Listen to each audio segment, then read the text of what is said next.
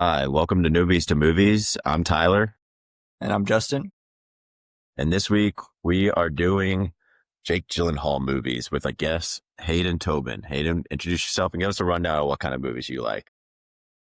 I'm Hayden. I knew these guys from high school. I'm big on to pretty much anything thriller. I also like indie movies too, like small budget films that get overlooked. Yeah, So yeah. I think that kind of aligns with one of the movies this week for sure, because we're doing Donnie Darko and Prisoners. Donnie Darko is known as like kind of a cultish kind of film where people really followed it, even though it's super low budget.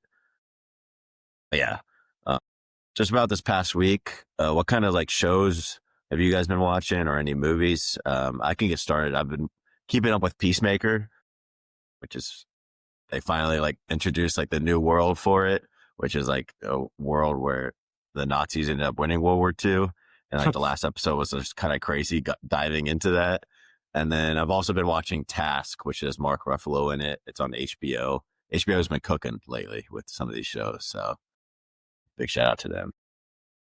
I haven't started Peacemaker yet, so thanks for spoiling. I did watch Nightcrawler this week, though, just because we were doing Jake Gyllenhaal, and pretty great movie. I'm sure we'll talk about it later when we rank his movies, but I really enjoyed that one too. Really dove into him this week. Yeah, I went and saw the Smashing Machine with The Rock. I loved The Rock's performance in it. I think Benny Safdie, it was his first movie, so you can't cut him too much slack. I think just a little slow for me, but I enjoyed it. I think that was definitely The Rock's best performance. He blew me away. Yeah.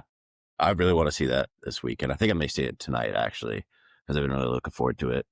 And it's the first time that the Safdie brothers are doing a movie separately, which I think is also interesting. I'm pretty sure the director of that one, he was also in Happy Gilmore too. That's just like a side character. The guy that had like a really bad breath. If you've Yeah, seen no, Happy he Gilmore was the too. leader of the golf league or whatever. Yeah, Yeah. Max or something. Yeah, Yeah. It's like, what is he doing? He's just doing side quests at this point. yeah. So yeah, this week we decided to go on Jake Gyllenhaal, just two specific movies that he's highlighted in, but also him as like an entire like actor himself. He's probably my favorite actor right now, just because all of his films, he really like challenges himself with his roles. Sadly, he has not won an Oscar, which I think is actually insane and doesn't do himself justice at all. But what do you guys think about Jake Gyllenhaal? Go ahead, Aiden. I'm a huge fan, as you said. I think if he's in a movie, I'm very excited about it.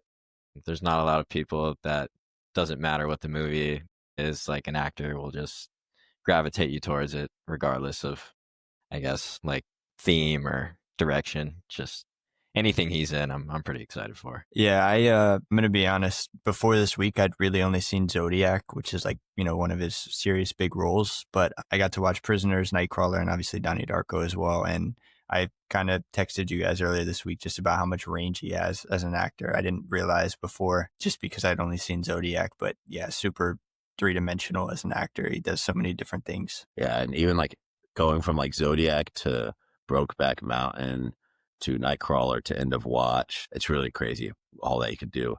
So he's like kind of a Nepo baby. He comes from a screenwriter and a director were his parents. And then his sister, Maggie Gyllenhaal, is also a big actress. He talks about like how he grew up in Los Angeles and all this stuff and how it really impacted and he really got into theater, and his parents were very hesitant, like letting him actually become an actor, but because he was so like big about it, but they would let him audition for roles. Specifically one to call out is Mighty Ducks. He auditioned for it. He got it, but his parents didn't want him to actually end up taking it. Like, so they actually pulled him out of the movie. So thought that was interesting. Yeah. Yeah, I've heard about that before. Yeah, I don't know. What was his first film? Do you know, Tyler? That's what I'm trying to find out right now. City Slickers. So he like did a lot of the smaller ones. Like October Sky, I think is the one big one that he's known for. And then Donnie Darko. Like Donnie Darko is like I think his breakout role. And then he I was starts gonna going. say I don't really know anything besides Donnie Darko when he was younger. And then Day After Tomorrow. And then goes into Brokeback Mountain, Jarhead, Zodiac, Brothers, Love and Other Drugs, Source Code, End of Watch, Prisoners. Just goes on a crazy run. Like insane. I was gonna The movies say he's been in. I forgot about a few of those. Source Code, Jarhead, those are both really good too. He came out with Roadhouse last year, which I thought that was an interesting take for his career. I didn't. Also, having Conor McGregor in that was also kind of interesting itself. I think the Jeff Bezos money definitely persuaded him to take that. Yeah, for sure. He's also like ripped in almost all of his movies. Like a bunch of the like big movies he's known for, he's just absolutely like ripped. And he just talks about how he really likes fitness and all that too. I guess for him, it's kind of easy to just transform his body, which I'm like, wow, must be nice. Yeah, I was looking at some of his roles, and it was just kind of all over the place, from like Mysterio and Spider-Man to, super serious films like Prisoners. I was like, yeah, he's not scared to just like take the money and do it. Yeah, he's not afraid to just put himself out there. Like he's doing The Bride that's going to come out in 2026, which has Jesse Buckley, Christian Bale, Peter Sarsgaard, and Penelope Cruz, and it's directed by his sister, Maggie Gyllenhaal. So that'll be interesting because it's about like the Bride of Frankenstein and all that. I was just gonna say, I think that has something to do with Frankenstein or somewhat. It'd be cool to see Christian Bale and Jake Gyllenhaal finally do a movie together too. So the first movie we did this week was Donnie Darko. Coming into the movie, I think Justin and I both were expecting it to be a horror movie. I didn't really know anything about it coming in, like specifics. And then once you start watching, you're like, wait, never mind. This is not a horror movie at all. It's all over the place. Go to be fully upfront. I had no idea what was going on in the movie until the last 10 minutes. And then I was like, well, it all makes sense. I was so lost. Yeah, you know a movie's going to be a little weird when it's got Seth Rogen and Patrick Swayze in it. Like, you don't see that ever. And Drew Barrymore. Like, yeah, I saw that too. I was like, what? And then Noah Wile's also in it, who just won an Emmy for a performance on like a ER show. So I was like, man, this movie's all. It's definitely a movie where you can't take your eyes off the screen. If you step out of the room for a second, you might end up lost as anything. Yeah, you like take it off and then you see like these invisible like tubes going towards the TV and you're like, what? This is the same movie I've just been watching. I was like, what? But it came out in 2001. It was a pretty big box office flop. A lot of people say it would, which think about like how the film is revolved around like planes and all that. It came out a month after 9/11, and a lot of people not wanting to see a plane movie like right after 9/11, which makes sense. I did not know that. That is, yeah. That's very, I can see, especially, I mean, that director, Richard Kelly, he isn't really known for big box office hits. I think that's his best movie by far. I was looking through his stuff earlier and I didn't recognize one of the other films he made. Yeah. I think he only has 5 films total, and he hasn't had one in like 10 years. So he didn't do much after this, but the actors in it, they all did some crazy stuff. The movie itself, I actually thoroughly enjoyed it. I thought I wouldn't. Didn't seem like my cup of tea. But then, like, I think the ending, again, just brought it together and then made, like, the rest of the movies make sense. I watched the director's cut on Amazon Prime, which apparently it's, like, 30 minutes longer. So I don't know if I saw a bunch of scenes that you guys maybe didn't, because I watched the extended version, which I didn't really notice until halfway. And I was like, oh, whoops. I didn't even know that was a thing. I might have to go back and rewatch it now, because mine didn't seem that long. So yeah, maybe mine was like 2.5 hours. I wonder if I go out of this tab, can I still look at Safari? Yeah, you should be fine. Okay, yeah, I was just gonna say, let me. Yeah, it's apparently a lot more added onto it after like looking up. After I noticed, I was like, this movie seems like it's a little longer than 113 minutes, and I was like, oh wait, I chose the wrong one. I don't regret it, but it's just a longer watch.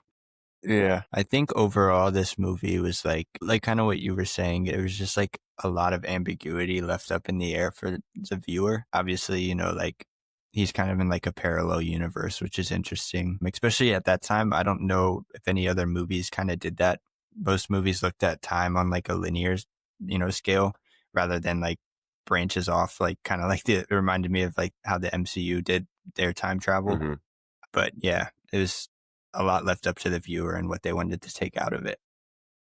And then it really felt like a 2000s movie when randomly throughout like random scenes, they would just start showing like newspaper footages and then like definitions. And I was like, I feel like movies don't really do that anymore compared to like a lot of 2000s films would do that as part of theirs. I remember in Zodiac, they do that a lot too. So I just read up, it said that the director, Richard Kelly, he actually wanted to drop that cut, but the studio wouldn't let him. And a lot of people think that if that cut was dropped, then the movie wouldn't have had the success that it had. I guess a lot of people didn't like the director's cut. So I wonder what the difference is. Like it says there was no like big plot changes or anything. I think maybe just more details, I guess. Yeah, I guess so. I'm not sure. Extra fluff. I could see how adding extra fluff in this movie would really like lose the viewer fast. Like you were saying, Tyler, you felt like kind of lost throughout the movie, and a few more, I would have been done too. I was gonna say, yeah. I was like, dude, what is going on? And then it all really made sense. It also helped that like towards the end of the movie, I started looking on Reddit to help me understand what was going on. And I was like, okay. Okay. Reddit always has like answers. Yeah. Yeah. I was like, dude, I just don't understand. But getting into the plot after like at the end of it, I gave it an 8 out of 10. I actually really enjoyed like all like the ambiguity, like for you to figure it out yourself. And then once you do, you're like, oh, okay. This like was all like everything kind of led to another kind of situation. Yeah. I thought it was also an interesting way of like looking at like time travel, how it could be perceived within like a parallel universe itself. Yeah. Overall, I thought the plot was really good. I felt like some of the characters they really like zoned in on, but I never got anything from, I guess that'd be more characters, but just as the plot derives, I felt like it followed Drew Barrymore's character really close and some like shots and stuff, but it just never kind of went anywhere. Yeah, I think that movie is extremely interesting because I guess some people generally don't think it makes sense. Some people will die on that hill and say that movie makes no sense. I don't get why people like it. And although I wouldn't agree with them, I think it's a fair take because the movie kind of doesn't make sense. Yeah, it's all over the place for sure, but like with like the random snippets of different information that comes into you about like a soul, like identity that then passes on to then be able to like save a bunch of other lives. I feel like that at the end of the day, what he does is like they give him like an entire life's experience in those 28 days, in order to like make his own decision at the end to be able to save more lives and just to take it on himself. That's what I got out of it. I don't know if you guys got anything similar out of that, but I did a lot of research when I watched that movie. When I rewatched it, I did not do any research. I maybe should have, because yeah, I will say I was pretty confused even after a second watch. Yeah, but I do enjoy it though. It's a good film. It just had like a lot of themes going on all at the same time, and they weren't like paced out together. They were like kind of intertwined with each other. Like obviously like fear and love, but also like the doubt of faith and God and everything like that. Like it got to be a lot to keep up with, and the different characters all kind of representing a different theme. Yeah, I think it's also interesting how they're talking about, even though you don't actually exist in someone's lives, that they all like dreamt about him. And that's why when he died, they're like, like I don't know him, but like I feel like I do because it wasn't real, but it was for, I guess, him. Yeah. I don't know. Then the bunny shows up and then I'm like, that's awesome. Like, that's cool. And I'm like, all right, what up? Monsters. How did he get the movie ticket? Yeah. Yeah. The movie theater scene, I'm just like, what is going like? Yeah. It's just like them watching a movie. She falls asleep. Yeah. How long was she out for? Like, how long was this movie that she was just passed out for? Then he went to go burn a house down and then came back and was just like, yeah, where were you? I was just right here. What do you mean? Girl was on. And then towards the end of the movie, like when he finally finds the rabbit, I guess, or like guy that has a costume, and then she just gets ran over. I was like, what? He just she just swerved out of dies. the way of the old lady and then just ran right over her like it was no problem. And he just shoots him, and he's just like, "Go home, tell everyone that everything's okay." And I'm like, "What? You just shot his friend like right in front of him." Man. And then Seth Rogen's character, I didn't know that he was going to be in this, and then I was like, "What the heck?" This is also probably the beginning of Seth Rogen's career, so he's probably just like taking any job, but random like really famous actor just to be in there as well. Yeah, I wonder how Getting old he into was character. doing that. I feel like he looked like he was in his 20s, I think, because he did Freaks and Geeks, and I feel like that was a really similar time to that. He is. And then Drew Barrymore too. Like, I didn't expect that. And then Patrick Swayze ended up being like having child pornography. Like, what? That was like my biggest takeaway is like after like the timeline went back to normal, like that guy's still like doing that. Yeah. Somebody like Yeah. It's like, wait, like they all just wake up on this day, but like that guy still has that in his house. Like, are we just gonna ignore that? Yeah, Seth Rogen was 18. wow, That's crazy. That's crazy. Why does he look yeah. like 30 in that? he does. Oh man. Yeah, even on the Wikipedia for Donnie Darko, Seth Rogen doesn't even show up on like starring because that's how small of a role it is for him. Hey, he was like his best friend though, so I would say that's Yeah. pretty big role. Not huge, Yeah. but Wikipedia is Yeah. dissing him a little bit there. Going into characters, I gave it a 7 out of 10.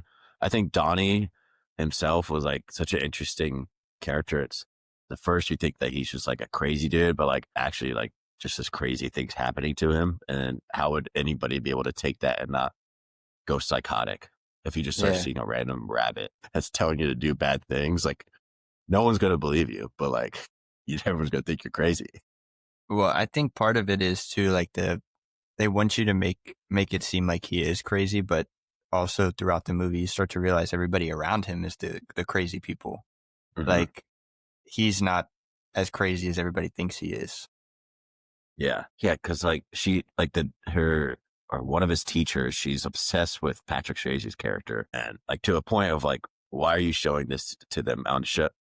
And he's like looking around. The way he answers every time, he's like, "Am I the crazy one for thinking that this is weird, but all of you are just okay with it?" I think that's the best part of the whole movie is the classroom scene, the classroom freak out. I think that really just shows when speaking about Jake, like Jake, even at that young age, like that's incredible acting, like what he did there. Yeah, I feel like how good he is in this is like kind of underplayed because one of how young he is, and then how like kind of dark he is. Like throughout the same film, he has like the very same look, but that classroom scene really shows out like how deep the character is and like how well he plays it specifically. Yeah, I was really enjoying it because I like all of his later movies as well, but seeing like this is his big first breakout solo film where he's like the guy and seeing how well he does with it, it was really cool. Getting into acting, I gave it 9 out of 10, mainly for Jake himself because this movie's revolved around him at the end of the day. And if he doesn't kill it, then like the movie itself probably like makes even less sense. Yeah, I'd also bring up the therapist. I thought she was pretty good, and just kind of showing the fear with just the things that he's saying, but also like being visibly confused because I think she started like kind of like picking up on this stuff and was like, maybe he's not that crazy. I think the teacher did an incredible job. I think she really did what she was supposed to do. You are not supposed to like her, and I don't think anyone watching that movie enjoyed her at all. And I think she nailed it. I'm trying to find actress's name. Yep, Beth Grant, Kitty Farmer. I've seen her in a couple other things. I was just trying to think back what else I've seen her in. I feel like she always just plays like an old lady. Yeah. The Rookie. Yeah, she plays in The Rookie. Yeah, she is in The Rookie. Yeah, interesting. Yeah, I think overall, like having those like random shout outs of like random really known actors and actresses was also wild. Maggie Gyllenhaal also as a sister is really like just plays it well. I think it's interesting that they play brother and sister when in real life they actually are. Now getting into cinematography. I think her name in the movie was Maggie too, if I'm Yeah, I not think mistaken. it is. Yeah, it was just her name. I think that would help Jake a lot when, especially like in the dinner scene when they're yelling at each other. It's like he can call her by the actual name that he's been yelling at probably his whole entire life, honestly. Yeah. It's probably fights that they actually had growing up, just like those kind of fights. But getting into cinematography, I gave it a 6 out of 10. I think the fact that it was 2001 film, a lot of it was like all over the place. And then you could see like the CGI added parts. Some of it, I was like, this doesn't look that good. Like it doesn't hold up that well, especially like talking about like the invisible tubes part. I don't know. For me, I was just like, man, this really didn't age well. Probably like back then it was probably like, oh yeah, dude, like this is cool. Now it's like, that's weird. I feel like it's really nostalgic. Like that kind of like animation reminds me of like Flubber in movies like Zoom, like really under budgeted, I guess, like kids movies. There was one shot that stood out to me specifically at the house party when he felt it coming over him and the camera started rotating. I thought it was like great symbolism for like his world about to turn upside down. I thought that was so neat. Did you guys get in yours the ending scene, like right when he like brings back his girlfriend, like after she's dead and all that, and then he just like is on top of a car looking out on the sky and it's like blue and stuff? Okay. Yeah, we saw I didn't know that. if that was just a director's cut or not, because I was like, okay. And then he just starts laughing and I'm like, man, he's just accepting it. He's just accepting what's about to happen to him. But Yeah, I feel like I actually understood the movie up until he was up on that car looking at that weird sky, and I was like, oh nope, I don't get it anymore. That I was like, huh? Is that supposed to be like a black hole? Like what? What is it? Yeah. Is he God now? Yeah.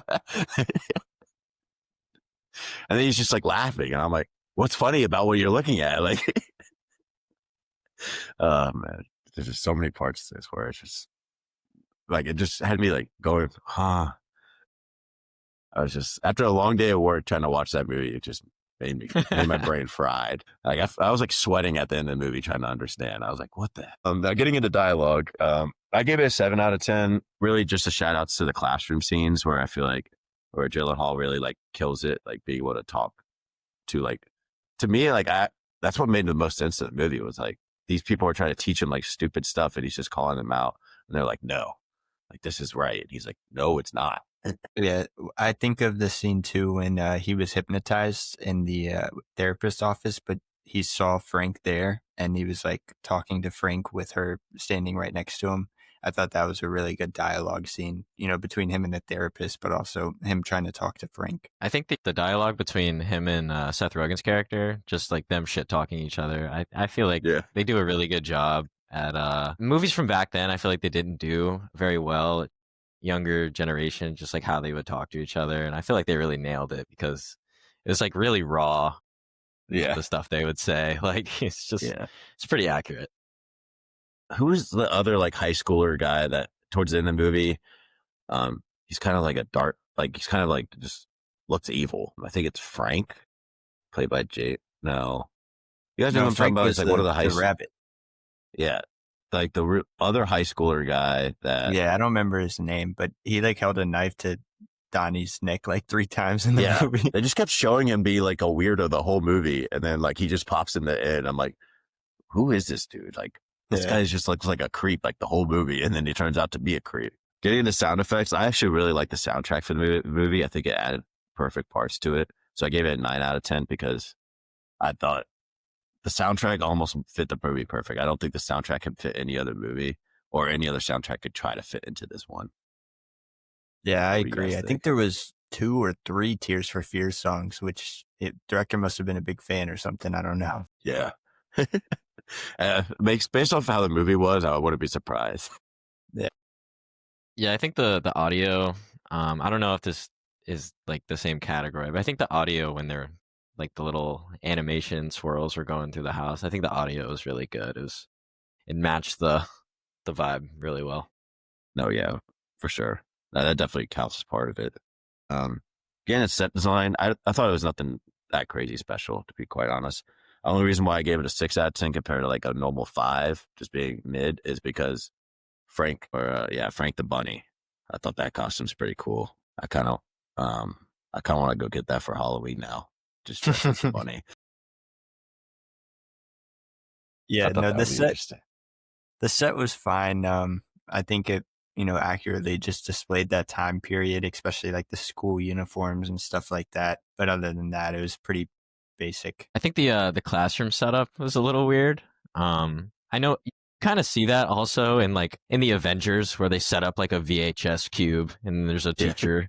No one does that. That never happens. It is set in the 80s, so like maybe back then in high school, Yeah, they I guess did that's that weird true. stuff. They only filmed it in 28 days, so like the entire Wow. filming process was 28 days, which I was like, wow, that's kind of crazy to be able to do like that long of a movie and kind of an intricate plot. But then again, looking back at it, like nothing that was filmed was like that crazy to like not expect it to be that longer. Getting into directing, I gave it a 6 out of 10. Again, getting into like how confusing it can be for a lot of people. I think if the director made some parts of it that were a little bit more straightforward, which is more on him than anything else, then it could have been probably more like widely recognized as an understandable film than being confusing. Because usually if a film's confusing, it's usually on the director. Yeah, it was just really jumpy sometimes. Like it would go from like focusing on, Donnie, and then it would be on like his little sister's dance team. It was like, what are we doing here? Yeah. I will say though, for how weird the movie is, that is an extremely tough movie to make. Yeah. I'm sure if you read that script and when you were like one of the actors, you're like, how is this guy gonna make this work? Like this is kind of a bunch of slop. And I think he does a pretty good job at like making what he had make sense. And I'm not sure if there's another director, like I can't think of one that like would fit to this style of movie. I feel like this kind of Because it movie is, is like an M. Night Shyamalan movie. Like I feel like M. Night yeah, Shyamalan that's could actually take. pretty good. Yeah. Yeah, I feel like if he ended up doing this, it would be very interesting. I think the twist at the end would be like a little bit more mysterious towards the whole movie, and then at the end it'd be like a bigger twist because M. Night loves doing his twist. Because this movie did remind me a lot of like The Sixth Sense in a way, like the feeling of it, just of like the world itself. Kind of felt like a Shyamalan one. So I thought that he would be interesting. I think any of the big name directors, they wouldn't do a movie like this. They wouldn't even try to take a chance at something like this. Yeah. Getting into editing, it's really hard for me to go with editing since I watched the director's cut that wasn't edited. I'll go with a 6 out of 10 just to give it some leniency. So maybe if the regular version is a little bit more straightforward. Yeah, I mean, I think for the time, especially I think about like the propeller scene at the end when the propeller's traveling through like the portal to go back in time. I thought that looked fine, but again, like just for the time, it's kind of like the visual effects, you know what you're gonna get. Yeah, it's kind of hard for me to comment on that. I also think like just with the movie, like it's very tough to make a movie like this, and you can edit it any which way. And I think he did a really good job to make the movie make as much sense as possible. And lastly, get into theme. After like thinking about it, how there's a lot of different themes that you can go through with this movie. I gave it a 9 out of 10 because I think every single one is a little bit different. But at the end of the day, it's like being able to like enjoy what you have in front of you because you just never know what could happen. Because I think he wasn't living his life to the fullest, and then they gave him that opportunity for those 28 days to actually like have the first love of his life, but then also get despair and like have all these different emotions that happens before like he actually dies. Yeah, I think the interesting thing too is like it just kind of worked out that both these movies we picked kind of talk about like doubting faith and with God and everything. I mean, we'll get back into that with Prisoners, but I thought that was one of the big ones that stuck out to me. Mm-hmm. Oh yeah. What do you think, Hayden? I don't really know. I would say they definitely did a good job of making the movie its own theme. I think like it's very tough because I don't think there's another movie like this if you're trying to like just compare in terms of like trying to give this like a similarity. If you're trying to give someone, I guess, a recommendation like off of this, it's very tough. Yeah. Again, I think the director did a great job of working with what he had. Yeah. Yeah. I don't think you can really compare it to any other film, but I think the themes itself were really intriguing to me. Especially after like you like think about it after watching it and you're like, okay, like all the different themes that are running around in it, I could really get along with. Now, getting into who's your guys' favorite character? Justin, think you it's want to go got to be first? Donnie, right? Yeah. Probably Donnie for me. I actually did like Seth Rogen in the movie a lot, just because of them talking crap to each other. I think that's some of the best scenes in the movie. I'm gonna Frank do was also really interesting too. I mean, yeah, I'm gonna go just with the Frank. idea. Yeah. Yeah, I love Frank. Frank the Bunny Man. And then what was your like favorite scene? Like what was your favorite standout scene? Kind of talked about it earlier, but I like the hallway scene, like we were talking about, where his world was kind of turning upside down. I thought that was the best shot of the whole movie. The camera flipping and then the music playing as well. It was really cool. Yeah, I touched on it earlier too. The classroom scene. I think that's probably one of the most pivotal scenes in the movie. Just because it shows not only a big event in the movie, but it also shows like, what Jake is capable of as an actor. And I think that was one of the first times we really saw that. Yeah. I think my favorite standout scene was the movie theater scene of him watching this movie. She passes out and then him going to burn down a house and then just coming back and acting like nothing happened. I don't know. I thought it was funny, but also just like really kind of iconic. Cause if you like look up like pictures from this movie, like the movie theater with the Frank and Donnie next to each other, that's a kind of a standout scene in itself. Yeah. With the overall rating, I gave it a 7.10 or 73 out of 100. I surprisingly enjoyed this movie more than I thought I would coming into it. There's some like stuff that I thought wasn't crazy exceptional, but still really pretty good score. Yeah, I gave it a 8.4. I liked it a lot more than that. I just think that sometimes the plot would definitely lose some people. I was pretty locked in watching it, so I feel like I know what happened, but also I could see if one of you guys came on and felt some completely different ending out of the movie than I did. But yeah. Yeah, I would be pretty close to what Tyler graded it. I won't be the guy to grade it the lowest, so I'll give it a 7.4. Yeah, I think this is definitely like one of those movies that I can understand why people really don't like it, but then I can also understand why people really like it. I'm just more of a middle ground person where I don't think it's like one of my favorites, but I also like I'm not going to hate on this movie because I think they were really going for something different, which yeah, I'd appreciate. I think Or, something like, it now- has, it's very rewatchable. Mhm. It's extremely rewatchable. I like when I was planning to watch it for a second time, I was pretty excited. Yeah. I think you can probably pick up on a lot more too upon a rewatch. I think there's a lot of subtle hints leading towards things. So I'm interested going back and maybe even watching the director's cut. I might pick up on something else. Okay, now we're going into Prisoners. Justin, if you want to take the lead. Yeah, I'd never watched this movie before, but I'd argue that it's probably Jake Gyllenhaal's most talked about movie. I think most people I talked to throughout this week telling them we were going to watch this movie, they'd all seen it. But overall, with the plot, I gave it an 8. So obviously, the film Prisoners follows Hugh Jackman's character whose daughter was kidnapped. And then obviously Jake Gyllenhaal is playing Detective Loki. It's just kind of about, trying to find the 2 girls that went missing. And then, the case leading up to that. Hugh Jackman characters thinks it was Alex, who was played by Paul Dano.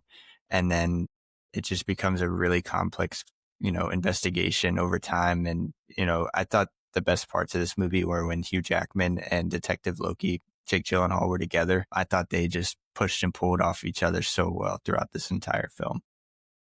Yeah, I really like this film. I think the whole plot, like different reveals start happening to you like in real time.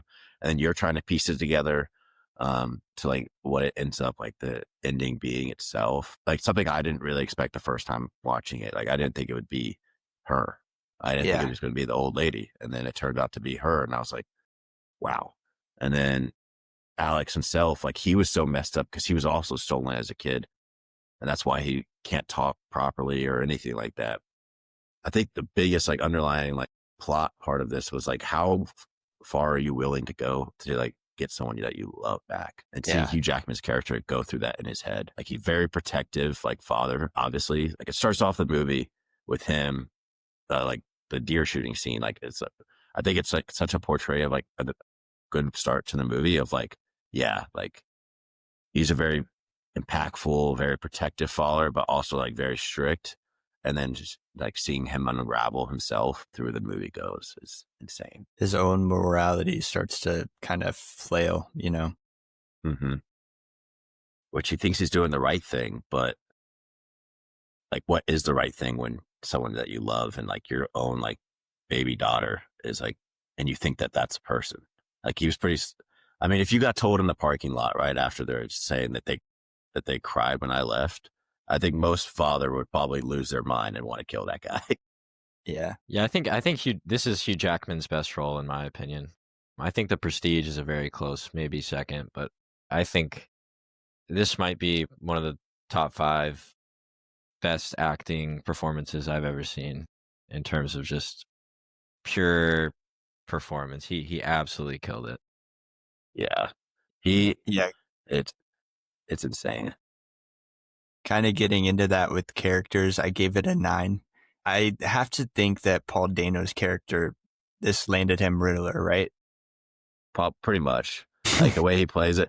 He says he comes out and says he likes playing weird characters, which I'm like, that's interesting way that you want to go through a career. Because you think about There Will Be Blood, he plays like twins, where those are also kind of weird, weird characters. And then the Riddler, he's super weird as well. So Yeah. And then also we had, obviously, Jake Gyllenhaal played Detective Loki. The only real nitpicky thing I have with his character in this is I wish his backstory was a little more fleshed out. Like from the beginning, you understand that he's kind of a lonely, like hotshot detective. He's done every case correctly. And so obviously throughout the movie, this case is like really killing his ego because of how long it's taking. But I wish the backstory of him being a loner kind of thing was a little more fleshed out. But obviously, long movie as it is, you only have so much time to kind of do that. But something I would do to add a little bit extra depth. That's all.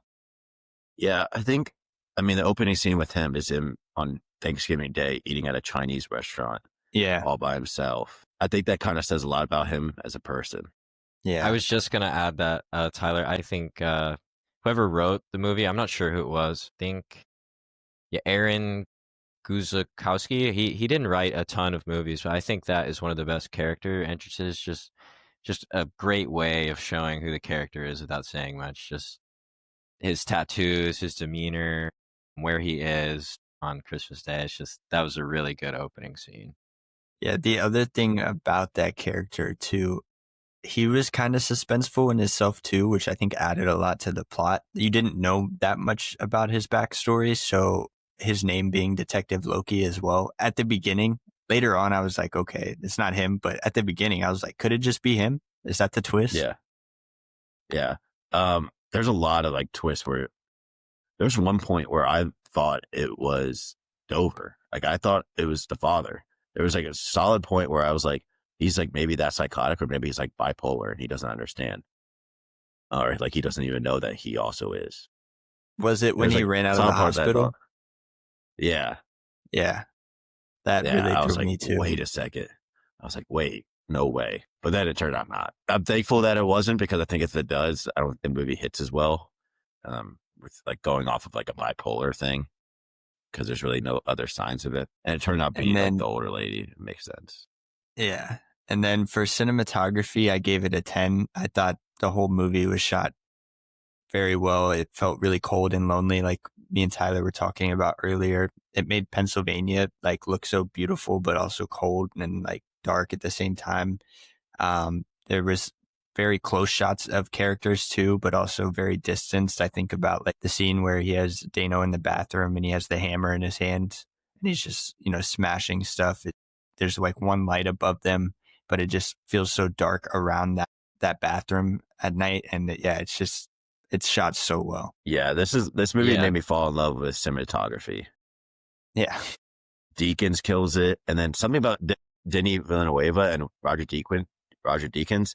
They love like these shots, like these standing shots overlooking something. Even like the beginning of this, you have just a house, you got there's the trailer.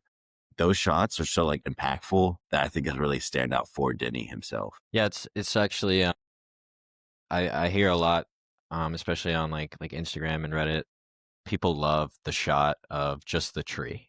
I feel like it really just it doesn't need a lot of substance. You don't need to say much, but it's a really like impactful scene because it's longer than you think it would be. You think it's almost like a filler shot, and it just keeps zooming in, and you're like this. It's just like probably how Hugh Hugh Jackman feels like it's just not ending when you think it's going to. Yeah. Roger Deakins, he also did No Country for Old Men, True Grit, Skyfall, Sicario, Blade Runner, 1917. He did The guy Nightcrawler can, with Jake Gyllenhaal, yeah, Zodiac. the guy could do some crazy stuff. And then Disney himself is also known for how beautiful his movies are. Because And then you look at all the Dune movies. Yeah. And then getting into dialogue, I gave it a 9. I thought not only the dialogue was so great, but also the lack of dialogue in some scenes. Kind of like you were talking about with the tree shot, Hayden. Nothing felt forced, but everything said had enormous meaning in the movie. There was no like filler. There was no like junk just in there for conversation. My favorite quote was "Pray for the best, but prepare for the worst," said by Dover. Yeah, Which is touching on the cinematography too.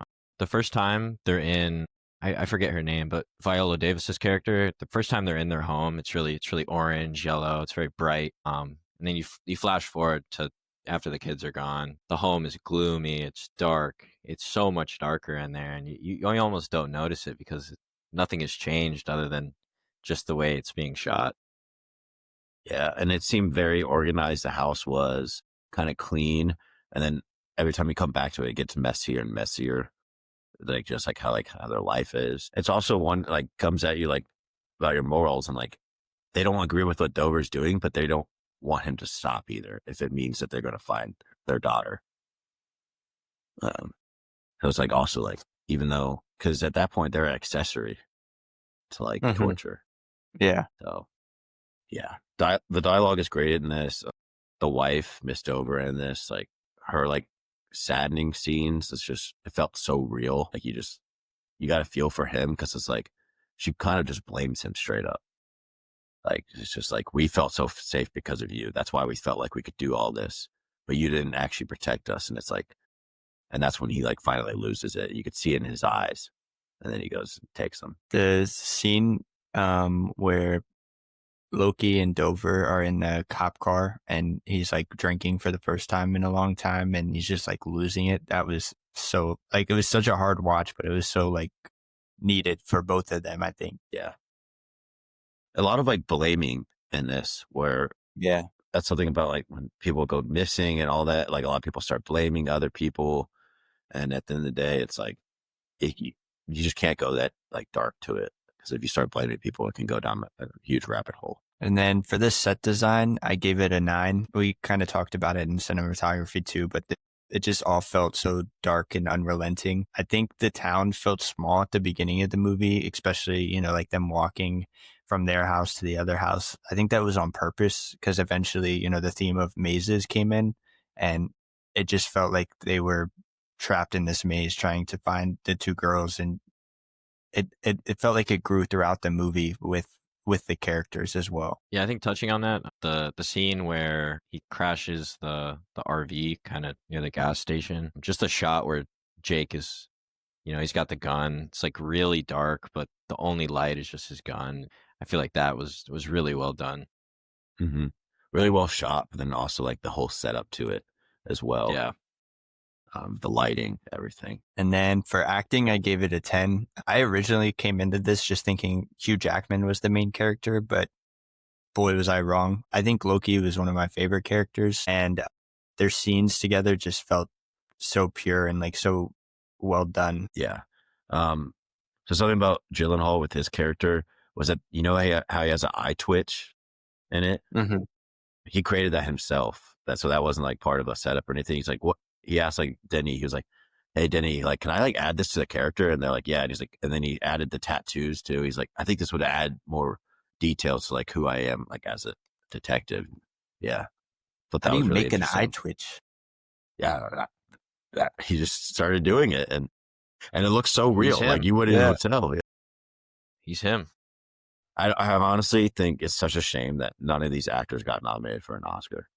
At least nominated. Like at least it's such a shame. It doesn't make any sense to me that Hugh Jackman didn't get nominated. Like or like not even best director, like nothing. Like all it was cinematography that was nominated.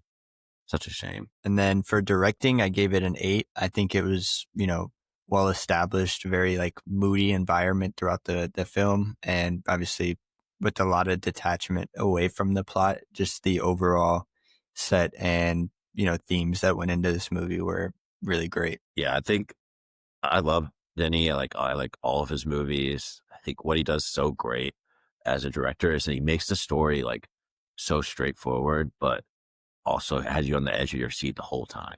Even though you know exactly what's going on, it's still like, do I know what's actually going on?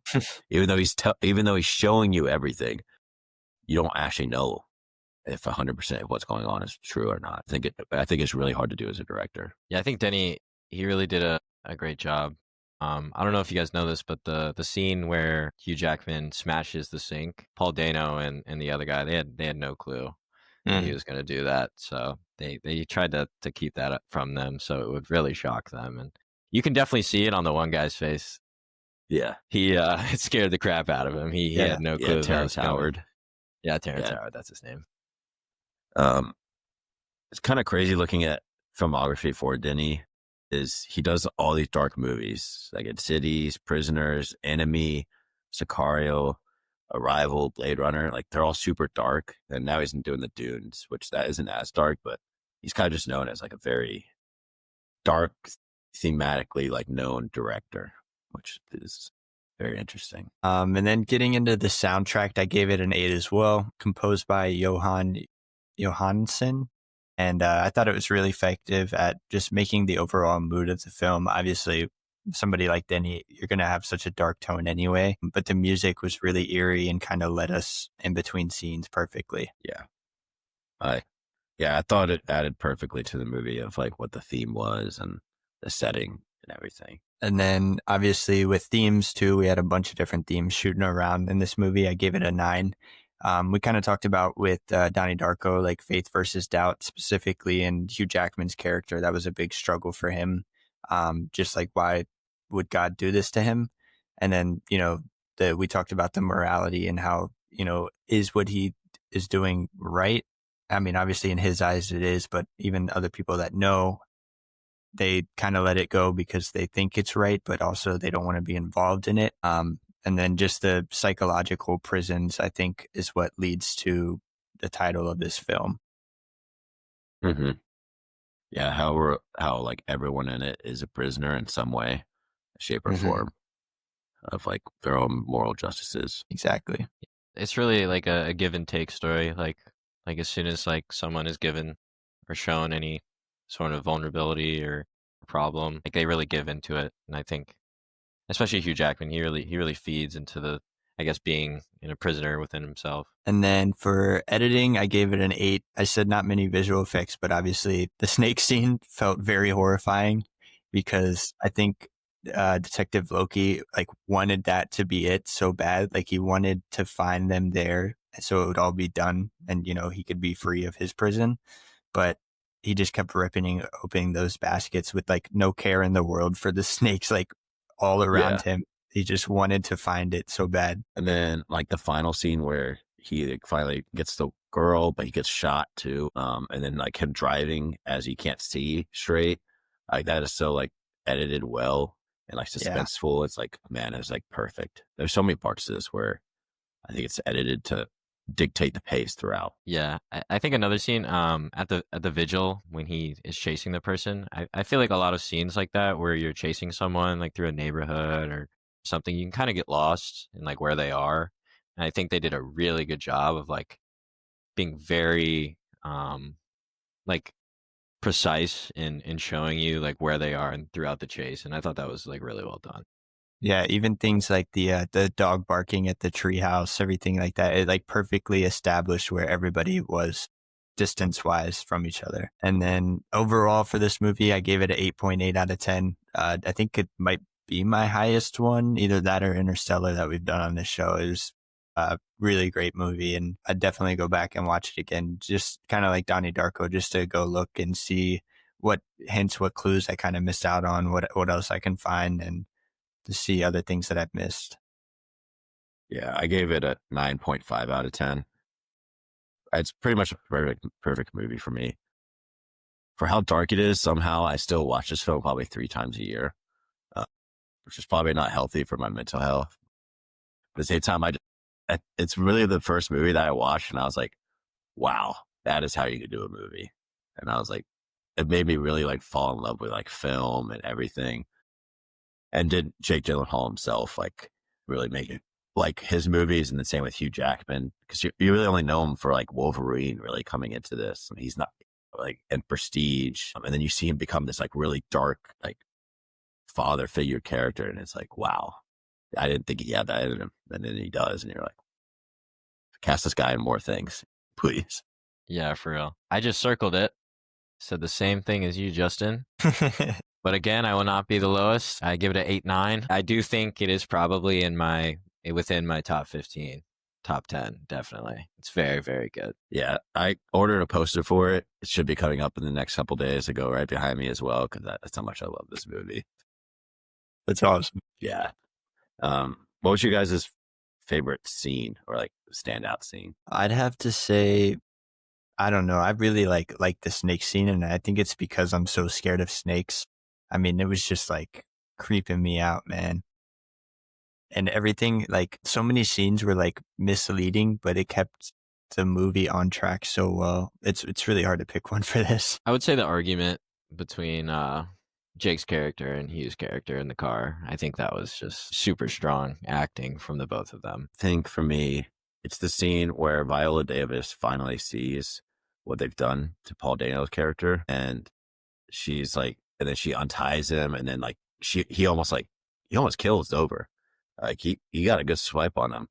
I think that's such like at one scene you're like, she's realizing what's happening, but then like he gives back, which is like it's self-defense is what he's doing.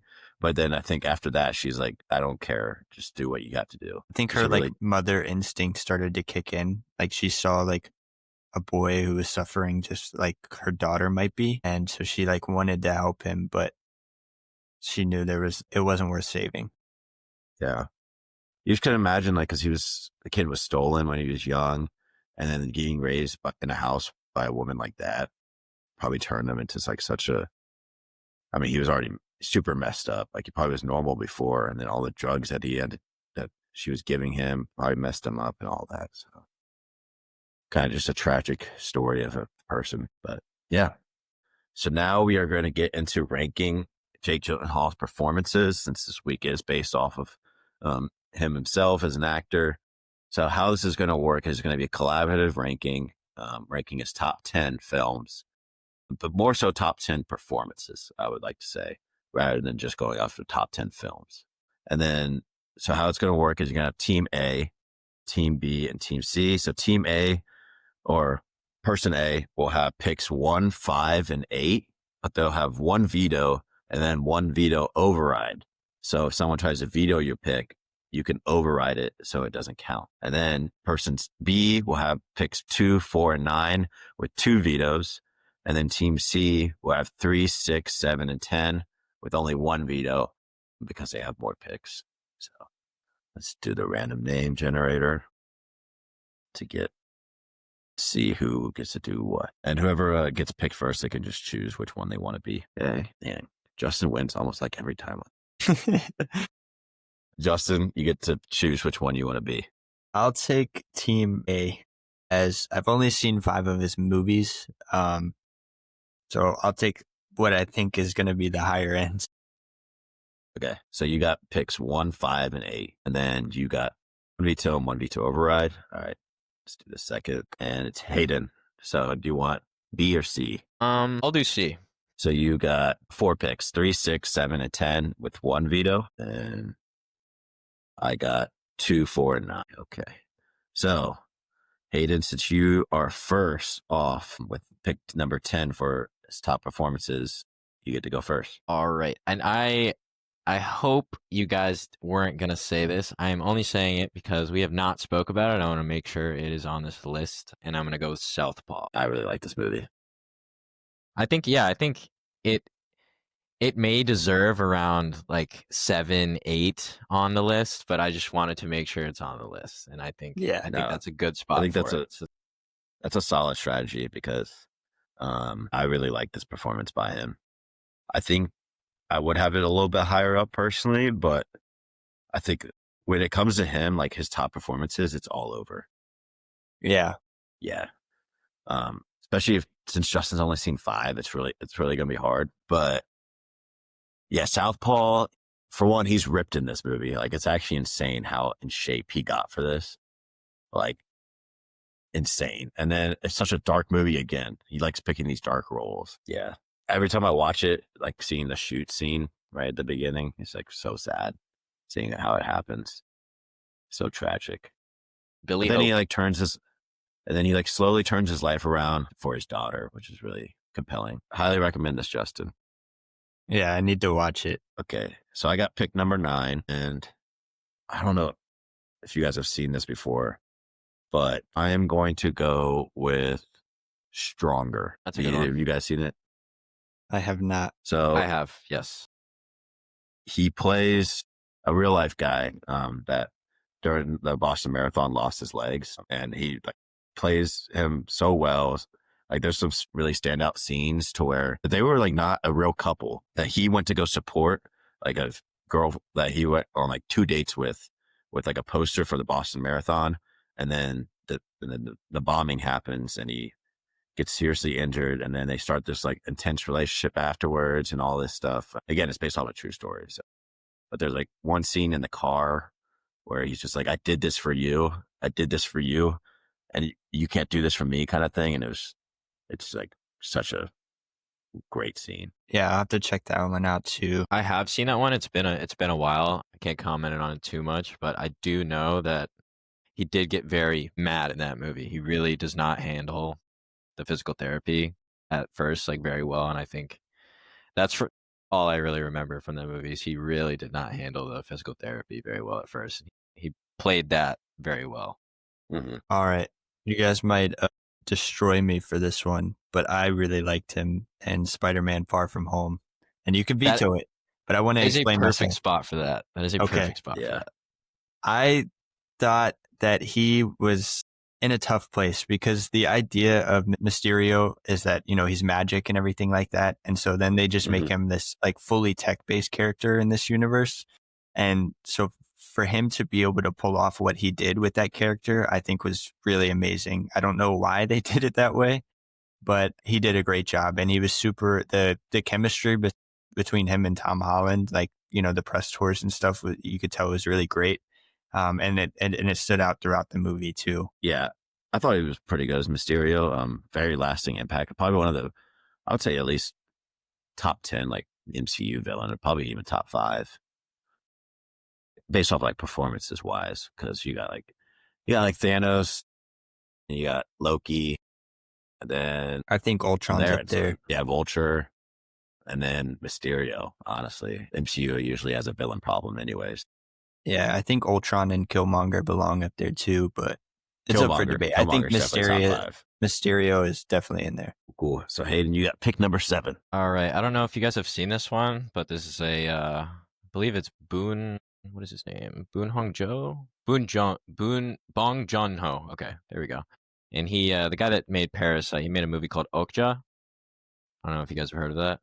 I've heard of it, and it was on my watch list, and I just didn't get to it this week. But I've heard really good things about this.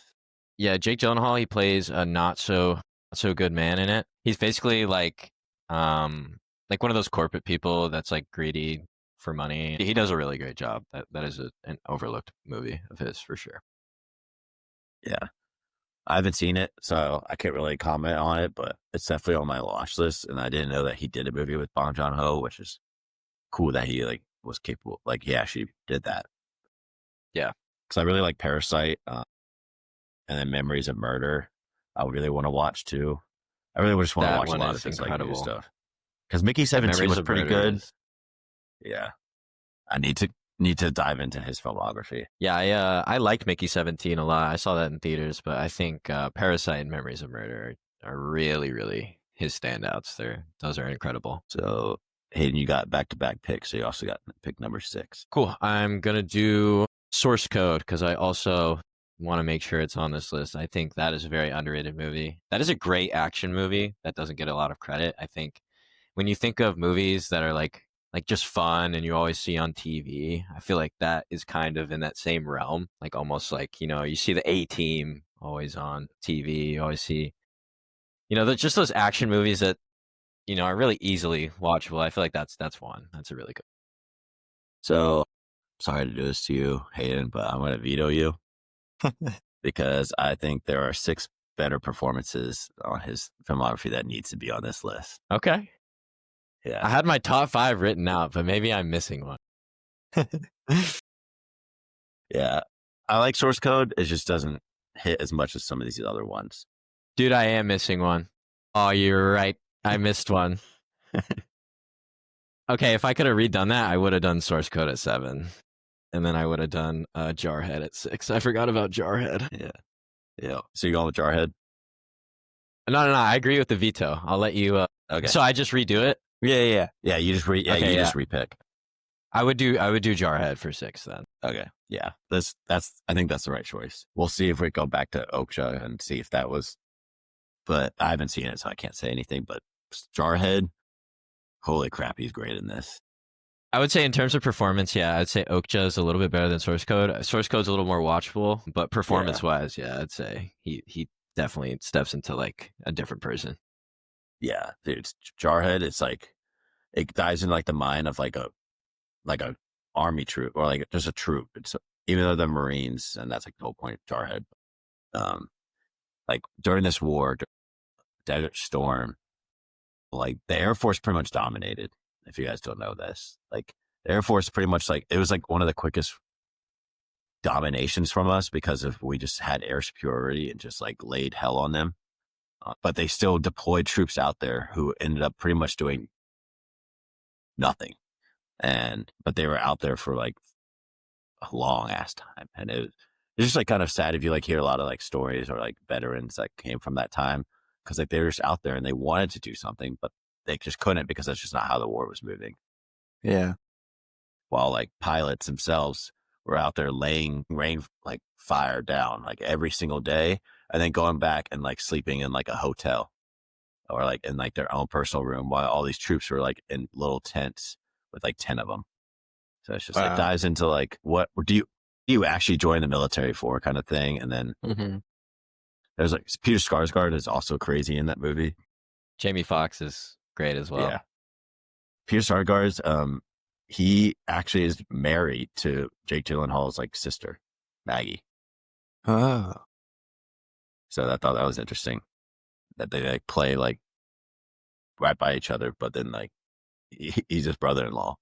All right, Justin. For number 5, I'm going to go Donnie Darko. I know we talked about it a lot this week. I think Jake was really great in this. I just think some of the plot points kind of drag down the overall movie. I think this is a perfect spot for Donnie Darko. That's where I had it written as well. Yeah. We'll see when it comes to these last 4 films where we go with this. I was going to say, I think we're going to have a similar order. I think we're going to disagree with the spot on 1 and 2. We're going to end up missing out on one of them that I thought should have been in, but oh well. If Justin doesn't take it, does Justin do 4 or do you do 4? You do 4. I do 4. Yeah. Yeah, if you don't put it at 4, I'm going to put it at 3. I know what you're talking about. Yeah, I'm going to go with number 4, End of Watch. That's, yep, absolutely.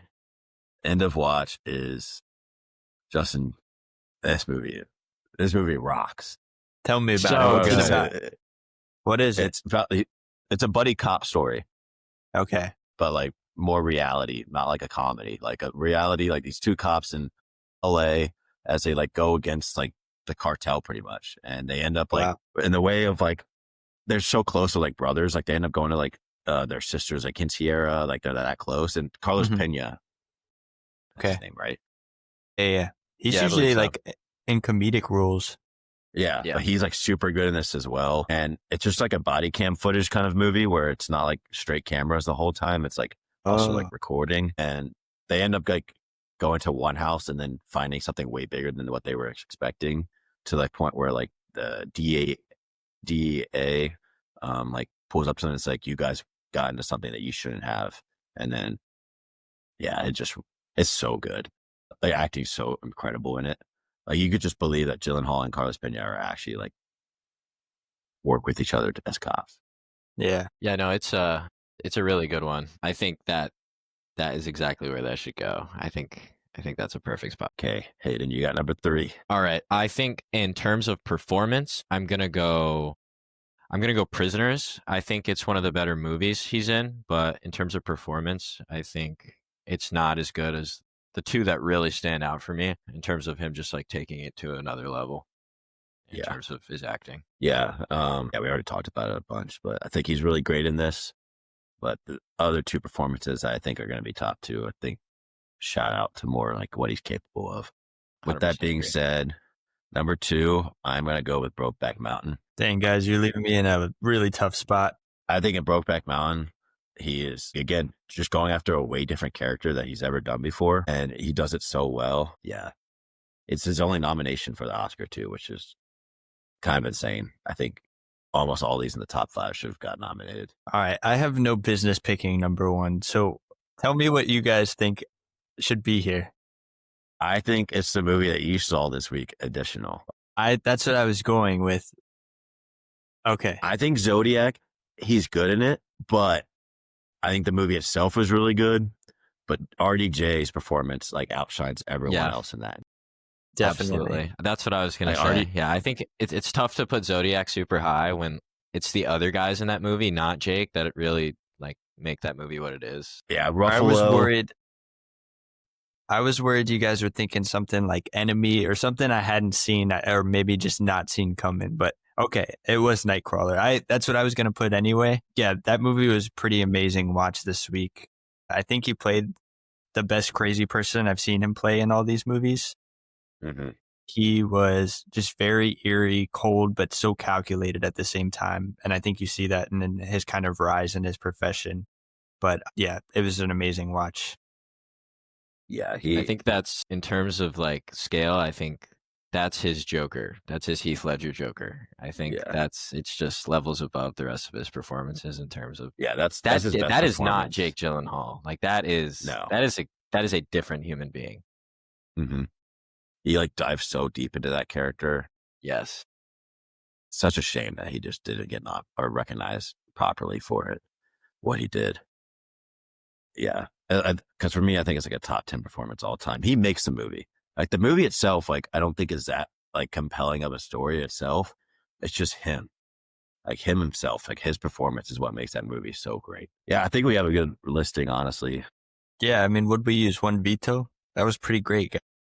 Yeah, I think Zodiac being left out, some people may have a problem with that just based off of like the movie itself. But if you dive into might hate us for that one. Yeah. No, I feel like it's fine. I don't know. Stronger. He did really. Spider-Man, I maybe could have been swapped, but again, like Spider-Man's the one I'm looking at that could be swapped with either source code or enemy. Yeah. Or even Zodiac. Yeah. But because Southpaw and Stronger. I do need to see Okja because I think he's really great in that as well. I've heard. It's okay. We need Spider-Man on here because it'll get us the interactions on TikTok. Yeah, I was just gonna say that's huge. Some other movies, Nocturnal Animals. I personally really enjoyed that movie. Again, another really dark movie. The Covenant. I tried watching it on the plane. Yeah, couldn't get through the first scene with all. Do not watch it in a public setting. Do not obese recommend nudity at the beginning. It's just straight nudity. I watched The Covenant. That one's pretty interesting. It's just like a war story, though. It's nothing crazy he does in it compared to like Jarhead. I'm a huge Guy Ritchie fan, so that one was pretty underwhelming. Yeah. Compared to a lot of other Guy Ritchie ones, that one's... Is that the one with Sam or Tobey Maguire? What's the one with Tobey Maguire he's in? Brothers, yeah. Okay. Again, Tobey Maguire's crazy performance. And like Gyllenhaal is just like a normal brother in it. Like he's just a normal person. Yeah. He gets very outshined in that movie. Yeah. Just because Tobey just like goes all in. Yeah. It's an interesting watch if you've ever want to like sit down and watch something. Natalie Portman's also in it. It's like a hit or miss movie for me. And then Everest. That he's also pretty good in that as well. But that's like more of like a collaboration movie where all those guys are just trying and climb Everest. It's really hard to like pinpoint. Yeah, that's a great performance. Like they're all doing the same thing. Yeah. Awesome. Yeah, well, thanks for coming on, and hopefully you enjoyed it, Hayden. Yeah, no, that was super awesome. Thank you for having me. Yeah. Well, next week we are going to be doing monster movies. We still have to determine which movies we have to do, but thank you for listening. Thank you guys.